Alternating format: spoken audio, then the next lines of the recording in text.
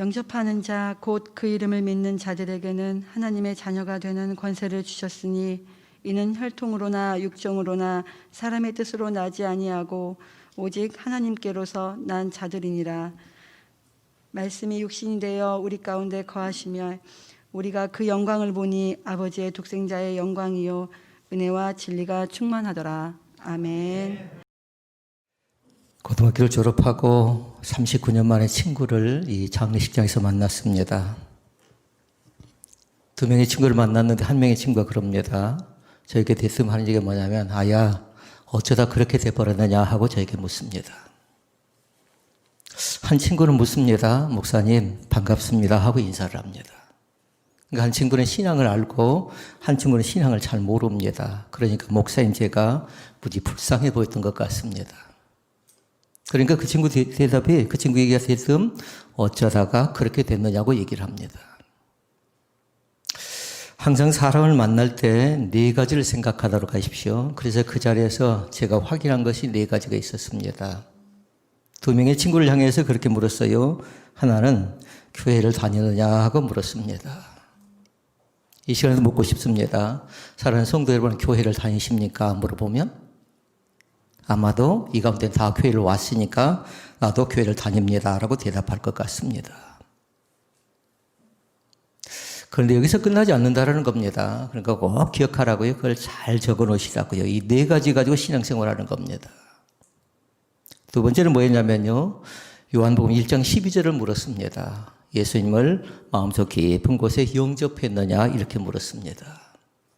그랬더니 한 친구는 교회를 다니지도 않기 때문에 영접의 뜻이 무엇인가 잘 모르니까 그냥 웃고만 있고요. 한 친구는 자신 있게 얘기합니다. 나도 예수 그리스도를 영접했을 뿐만 아니라 나의 아버지로 고백합니다 라고 정확하게 얘기를 해주었습니다. 아멘. 그러니까 감사했습니다. 그래서 세 번째 물었습니다. 영접했느냐 묻고 그 다음에 에베소서 4장 12절 말씀으로 확인을 했어요. 너희가 그 은혜를 인하여 믿음으로 말미암아 구원을 얻었나니 이것이 너희에게서 난 것이 아니요 하나님의 선물이라 이렇게 말씀한 거 있지요. 에베소서 4장 12절 말씀. 그러니까 세 번째 질문한 건 다른 것 아니라 구원 받았느냐 이렇게 물었습니다.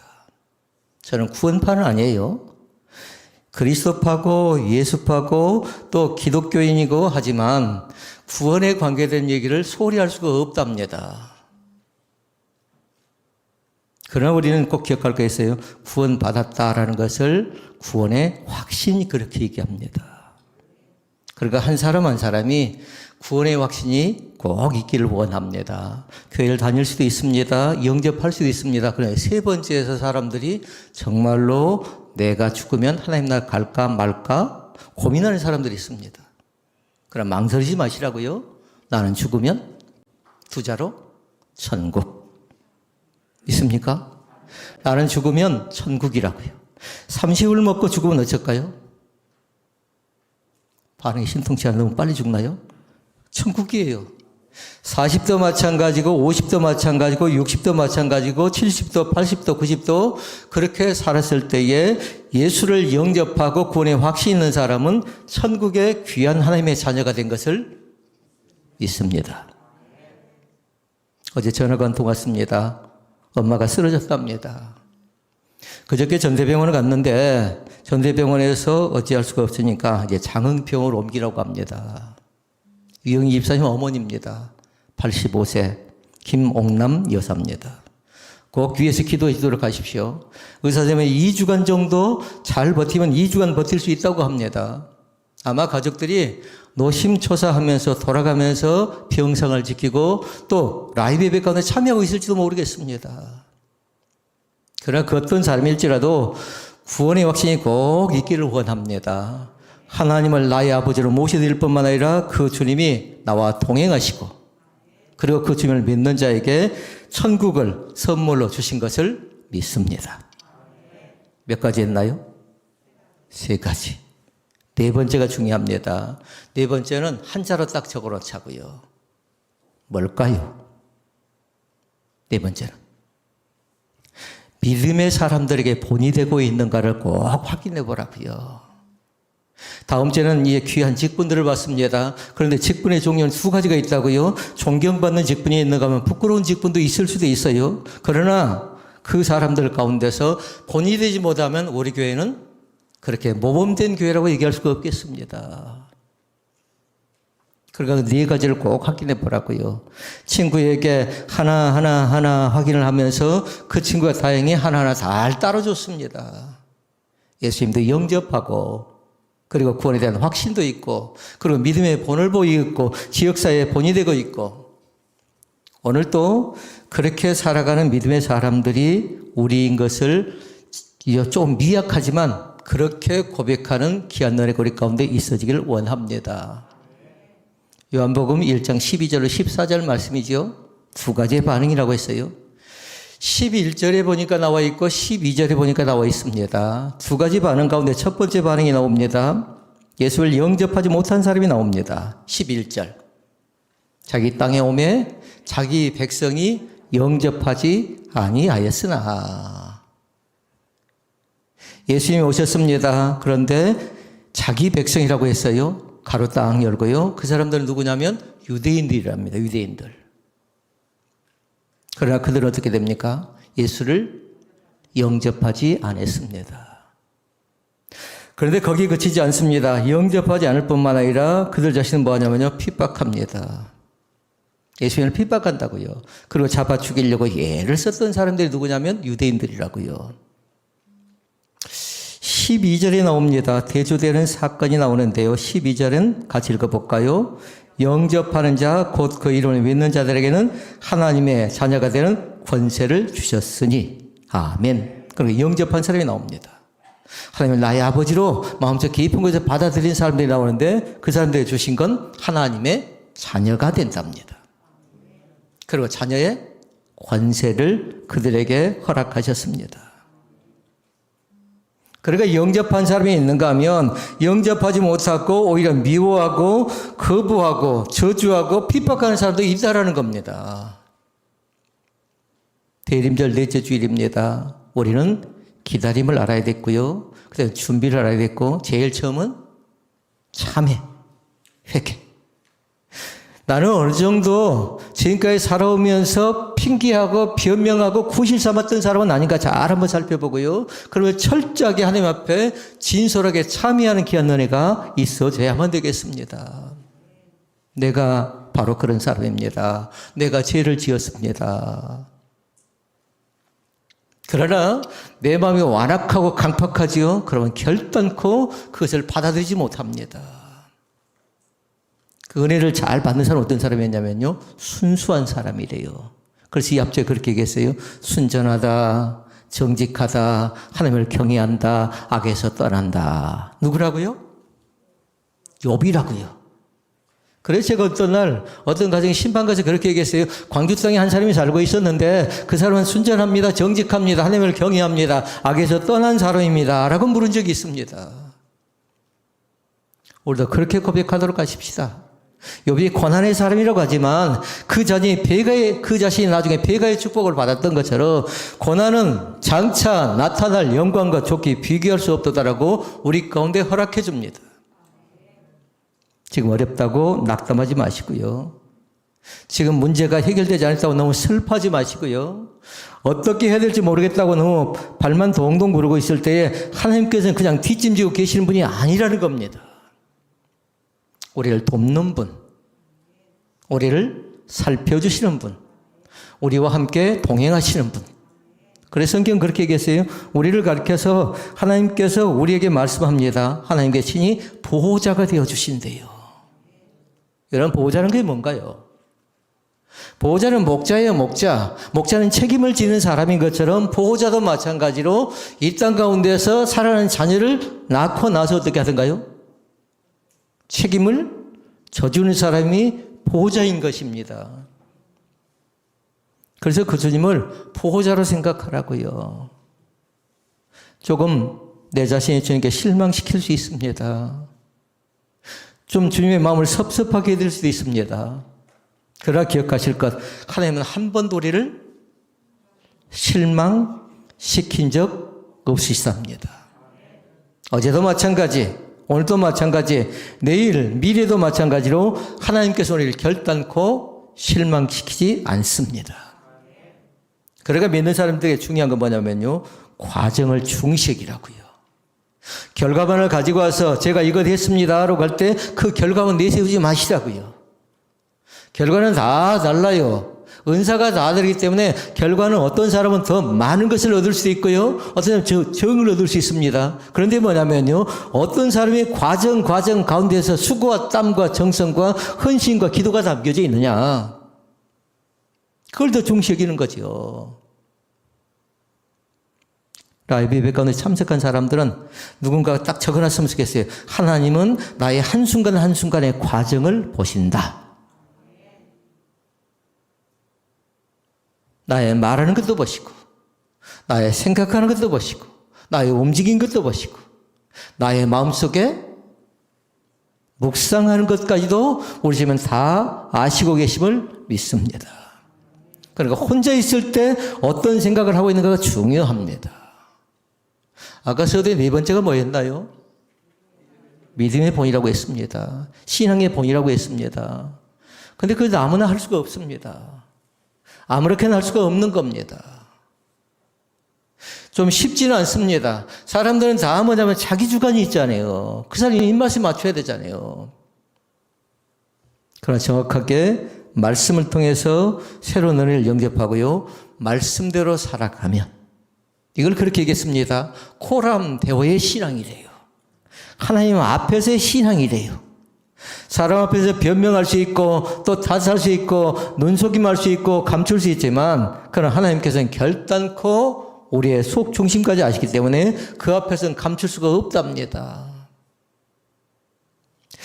세 가지로 말씀을 살피고 말씀을 정리하도록 하겠습니다.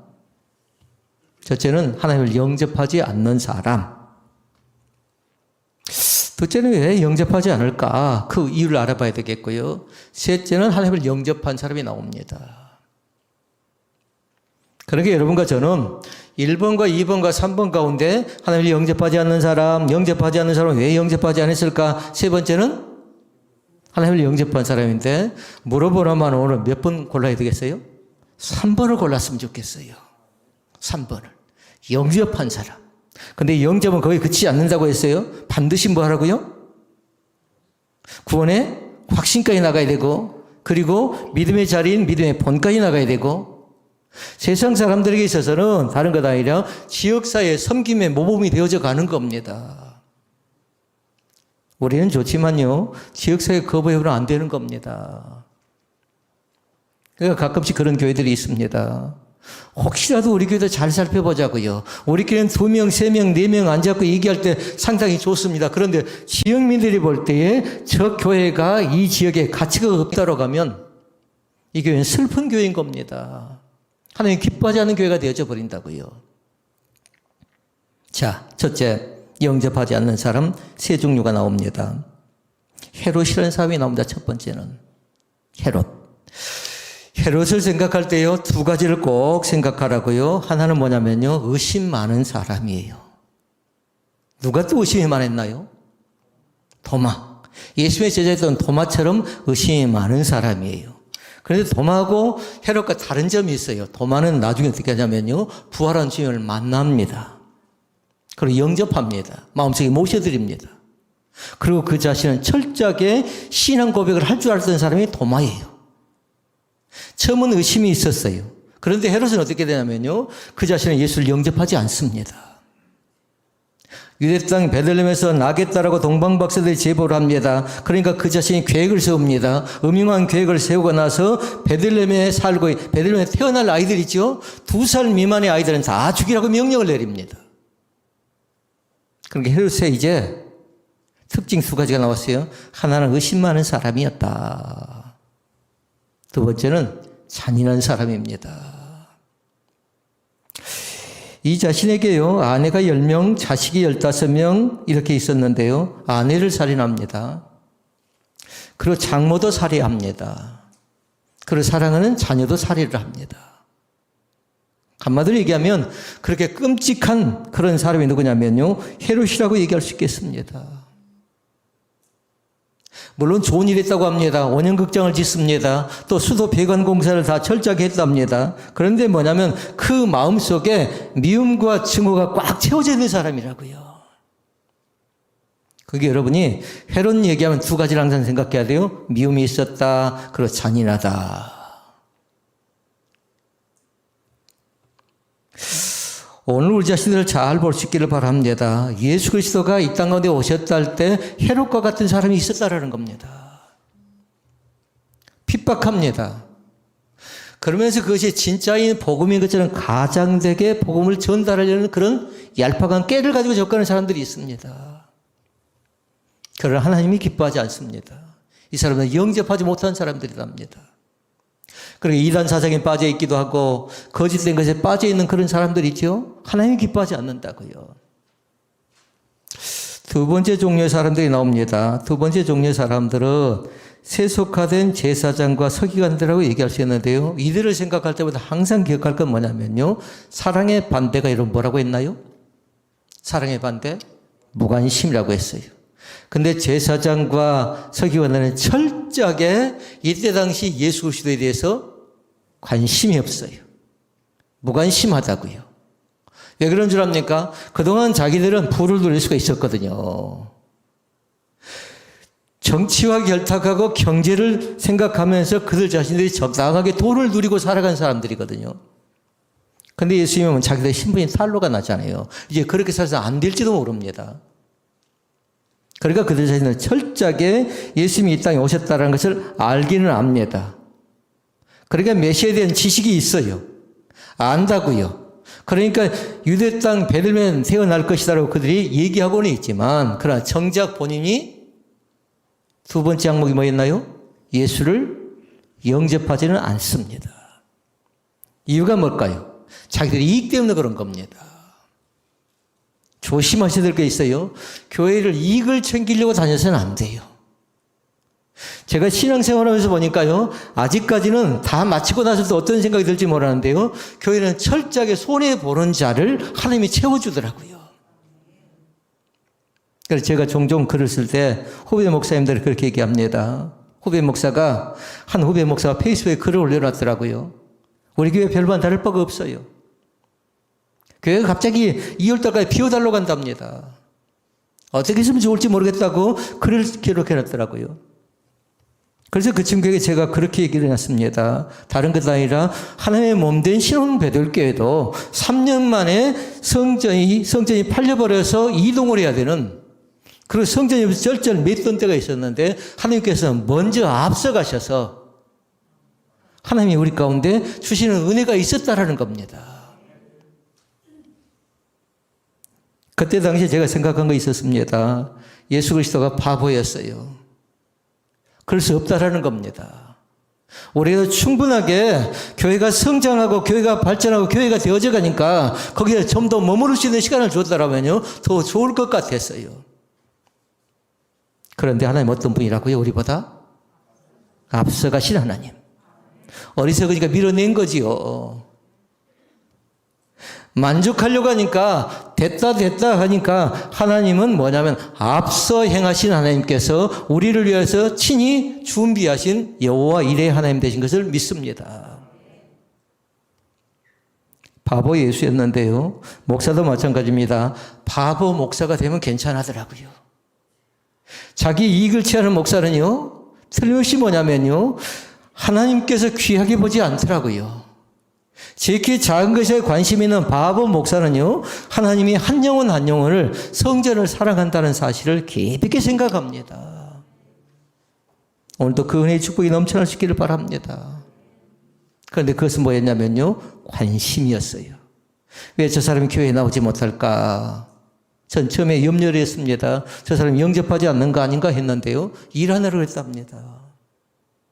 우리는 주일날 일을 하지 않습니다. 일부러 안 하는 사람도 있고요. 또 직장 자체가 쉬니까 하는 사람도 있지만 자기는 먹고 살기 위해서 어쩔 수 없답니다. 일을 해야 된답니다. 그런데 그것을 꼭 합리화시키는 건 아닙니다만 철저하게 신앙은 무장될 때와 무장되지 않을 때가 좀 다르긴 한데요. 그러나 관심이 지극히 작은 관심이 우리를 살려내고 우리를 믿음의 길로 인도하시는 줄로 믿습니다. 영접하지 않은 사람 세 번째 사람이 있습니다. 예수님께서 오십니다. 그런데 어디로 오시냐면요, 말구육관 여관집으로 가십니다. 세 번째 중요한 사람 잘 보라고요. 이 사람이 대체 못하는 사람인가 잘 보라. 여관 주인이 방을 내줍니다. 그냥 공짜로 내준가요? 절대 그렇지 않습니다. 돈벌이 하고 있는 겁니다. 성탄 때 여러분 어떻게 하던가요? 성탄 때 판매하고 이익을 남기기 위해서 일을 쓰는 사람들 많이 있죠. 그러니까 성탄은 장사하는 성탄이 돼서는 안 된다라는 겁니다. 자기 이익을 생각하는 성탄이 아니라 그 아기 예수가 이 땅 가운데 오셨다 할 때에 그 예수님을 맞이하는 거라고요. 그래서 그 아기 예수가 어떻게 오실 것인가 하고 기다리는 겁니다. 등불을 가지고 우리는 뭐 하고 있어요? 준비하면서 기다리는 절기가 바로 대림절 네 번째 주일까지 우리는 오고 있는 겁니다. 이제 다섯 번째 촛불이 25일 날 밝혀질 거예요. 자, 그러면 왜 이들 자신들이 예수님을 온전히 영접하지 못했을까요? 두 번째 말씀. 왜 영접하지 못했을까? 이유가 있었겠잖아요. 이 이유가 두 가지가 있는데 이 가운데 나는 과연 어디에 해당되는가를 잘 보라고요. 첫째 이유가 있습니다. 알면서도 믿지 않는 사람들이 있습니다. 전도를 해보니까 그렇게 얘기해요. 나도 안다 얘기합니다. 나도 고등학교 때 다녀봤다고 얘기합니다. 청년 때 다녀봤다고 얘기합니다. 청년 때 다녀봤다고 얘기합니다. 알지요. 그런데 믿음은 아는 것에 그치지 않습니다. 믿음은 반드시 뭐냐면 믿음에 대한 확신이 있어야 돼요. 믿는다는 증거가 있어야 된다고요. 혹시 이 시간에도 나도 지식적으로 안다, 그러나 실제로 믿지 않는 사람들이 있다라면 이 시간에 양심 고백해야 돼요. 내가 혹시라도 그렇게 살아오지 않았는가. 그걸 이 사람들에 다시 부탁합니다. 알면서도 믿지 않는 사람은 2번 항목으로 가라고요. 2번 항목. 교회는 다녔습니다. 그런데 2번이 뭐였어요? 영접하지 못했으니까 거기서부터 시작하는 겁니다. 그래야 거듭남의 제목이 있고 구원에 대한 확신이 있게 되는 거죠. 왜 저 사람이 저렇게 말하고 저렇게 행동하고 저렇게 예배할까? 알지만 그 자신이 제대로 믿지 못하고 있기 때문에 그런 겁니다. 두 번째 사실이 있어요. 두 번째는 뭐냐면 설마란 거 있지요. 설마 했다고 믿지 못하는 겁니다. 그리고 우리 옛말에 그런 말이 있어요. 설마가 사람을 잡는데요. 조심하도록 하셔요. 설마 메시아가 이렇게 초라하게 오실까? 설마 메시아가 우리 동네에 올까? 설마 메시아가 내 옆에 올까? 하고 설마 하다가 놓쳐버린다고요.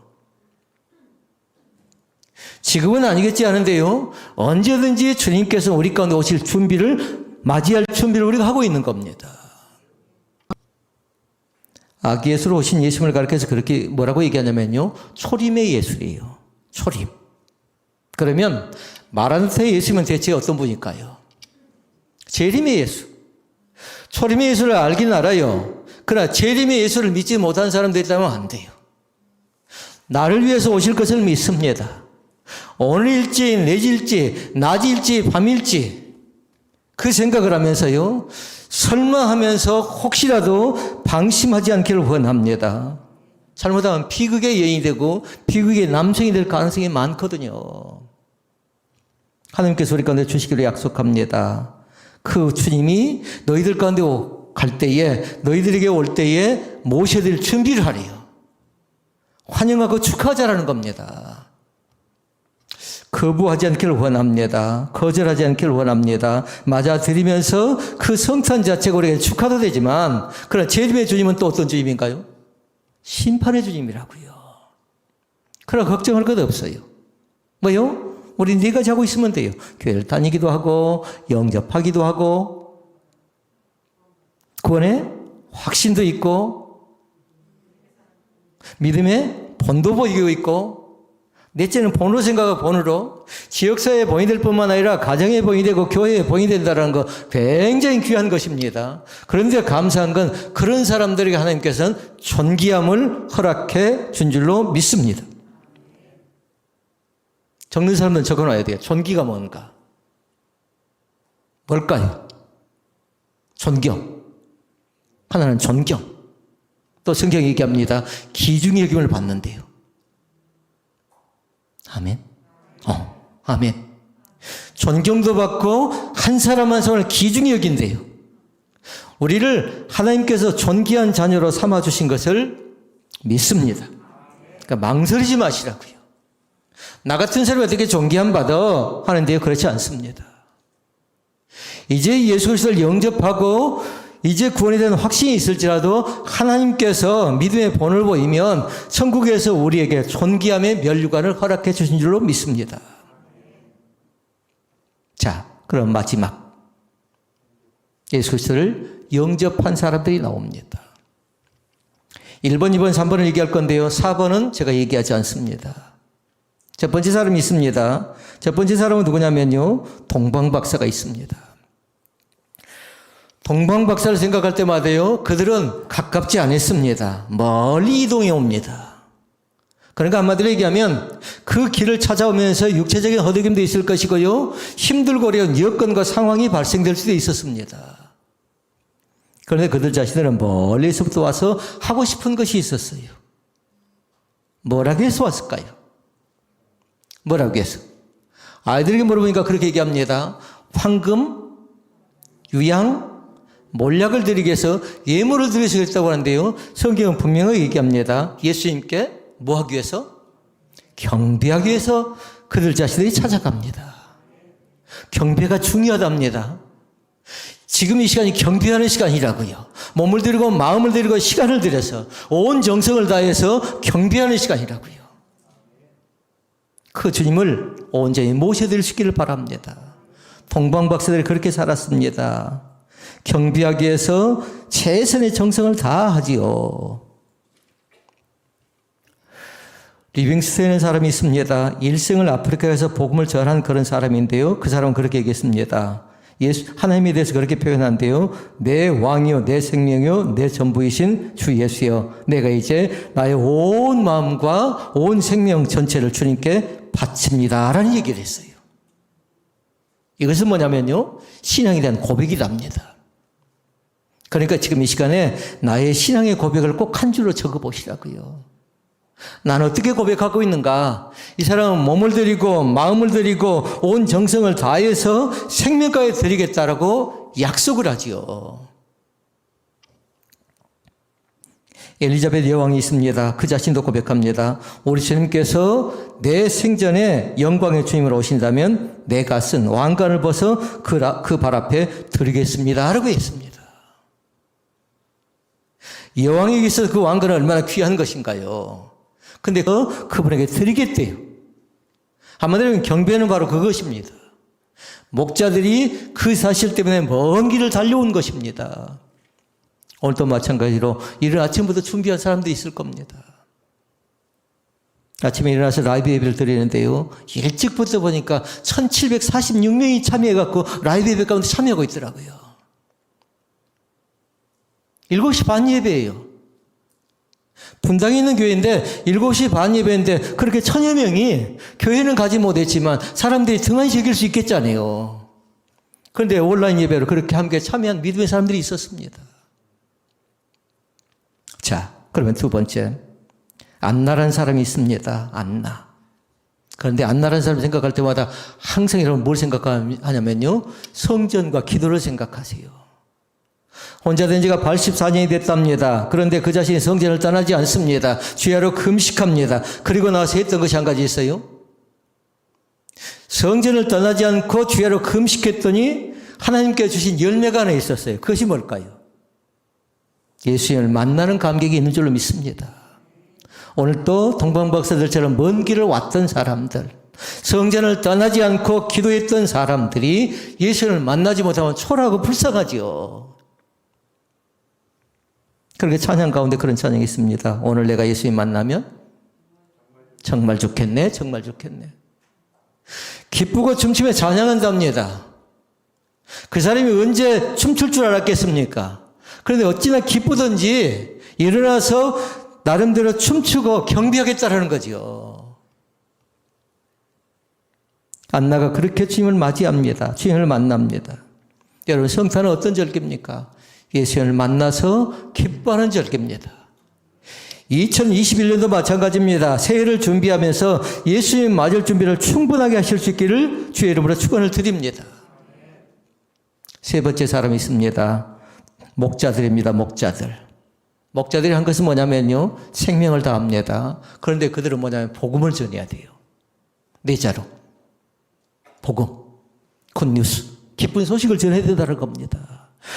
내가 알고 있는 예수에 대해서 그 자신이 경배도 하고 영광만 돌리고 거기서 끝나버린 것 아니라 나는 주님을 만났다라고, 그 주님을 당신도 만나야 된다라고.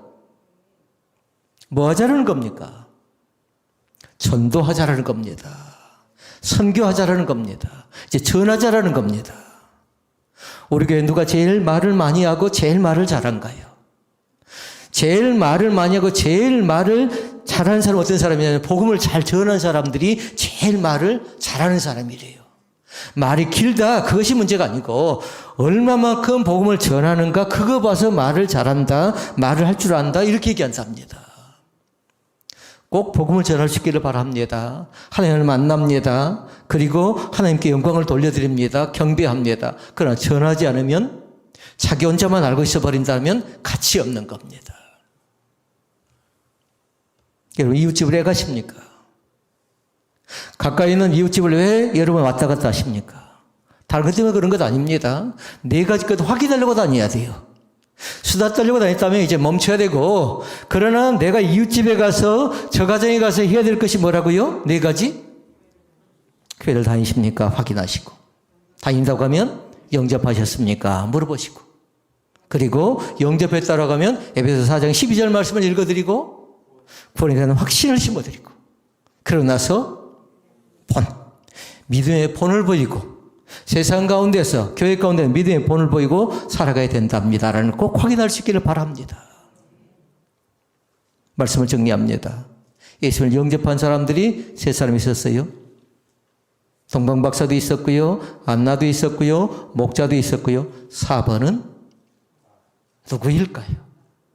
나도 예수를 영접한 사람입니다. 4번을 적어놓으시고 자기 이름을 정확하게 적어놓으시라고요. 나는 예수님을 영접한 사람이고 하나님은 나의 아버지가 되어주십니다라고 고백하는 그런 귀한 시간이 될 수 있기를 바랍니다. 영접하고 모셔드려야 그걸 전할 수가 있겠지요. 내가 영접하지도 못하고 구원에 대한 확신도 없는데 어떻게 전하겠습니까? 말씀에 대한 결론입니다. 나는 하나님의 사람입니다. 그리고 하나님의 자녀입니다. 그리고 하나님의 자녀에게 요한복음 1장 12절에 보니까 권세를 주셨답니다. 그 권세 받은 것을 가지고요, 그들이 듣든지 아니 듣든지 가서 전하는 귀한 축복의 역사가 우리 가운데 나타나시기를 주의 이름으로 축원을 드립니다. 기도하시겠습니다.